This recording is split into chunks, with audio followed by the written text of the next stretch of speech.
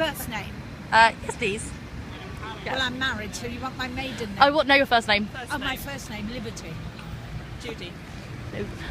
So yeah, what are both your thoughts? Do you think we should stay or go? Absolutely stay. Absolutely stay. And why do you think that is? I think that we have too much to lose. A bigger question would have been, should we have gone in the first place 40 years ago? But if the fact we did, that's it. But that's another question. And I think we should stay in because people of my generation, I'm over 70 now, people of my generation in the main are going to vote no. And unfortunately, it's people of my generation who go out to vote. Young people, as a rule, don't go out to vote. And therefore, young people are going to be left with the most horrendous problem. And not only that, that's the long term. In the short term, well, I don't think anybody knows in the short term.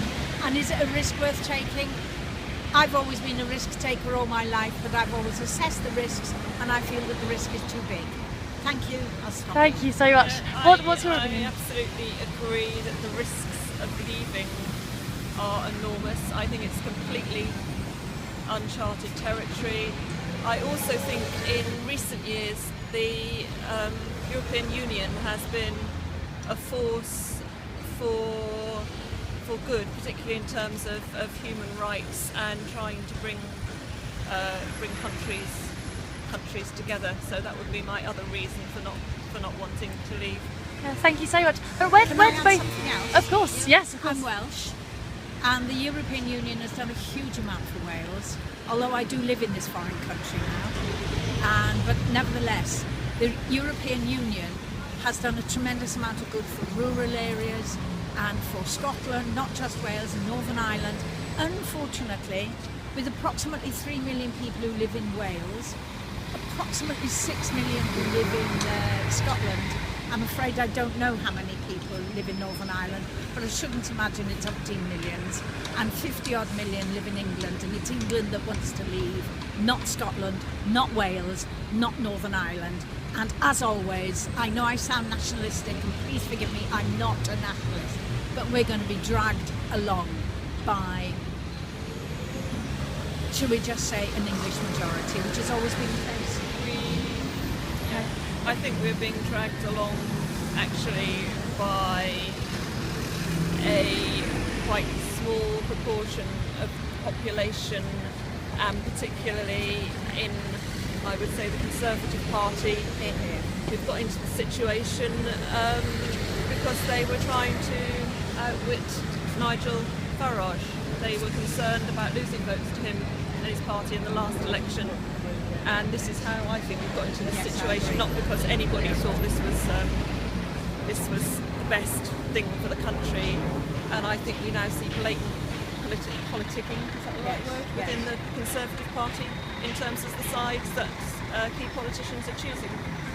Do you discuss this at home with friends and family? Well, yes. A bit, but most people I know are on the same side as me. Yes, so. agreed. Yeah. My husband, my son, we all agree that we should stay in. My daughter is, well, she's a police inspector. She's far too busy, I think, for the moment to give it any amount of thought with her shift work and things. However, another thing that I think is worth noting is that the people who are going to vote no are usually, in my experience, quite xenophobic. And another thing is, during the last election, I campaigned for my chosen political party, which I'm not going to mention, but I've said all that for 4 years. Pardon me. And I think I actually, and this is the truth, I tell thee not a lie, I actually had a woman on the telephone, because I was doing telephone canvassing, who said that due to immigration, there should be a law made that people should only speak to their children in English. Well, of course, being Welsh, coming from a bilingual culture, it's the truth. My hackles just went, dong! And I asked her how many indigenous languages, I don't mean foreign languages, indigenous languages in this United Kingdom, and there are, I think, 11. There's English, there's Welsh, there's Scottish Gaelic, the Irish Gaelic, there's a Yorkshire, which is a dialect of Norwegian, there's Orcadian, which is a dialect of Norwegian. Don't forget, there's the Isle of Man, there's Cornish, and there's Channel Islands, and I can't remember the 11th. I would just add to that. I do think that people, particularly in areas where they have not had much sort of migration, people moving to the area, I do think they feel they get worried about maybe East European, inverted commas, immigration. But actually, I think that on the whole is a great positive for the economy. And the problem is that they are blaming the migration rather than blaming a government that has cut back on things like social housing, and that isn't. So rather than blaming immigrants, people or East European migrants, they should be looking. They should be looking to the causes of things like shortage of housing, employment, and to some extent concerns about the welfare benefit system. They need to look closer to government for that. Thank you so much. Yes, the last question is, where do both of you find your news, or where do you read about all of this mostly? What do you mean? Newspapers or TV? Newspapers and TV. Or... Newspapers and TV. Yeah. Okay. Newspapers, TV. I attend, like today, a political rally. Not many, I admit. We'll find this. if we can find it, Yeah. yes.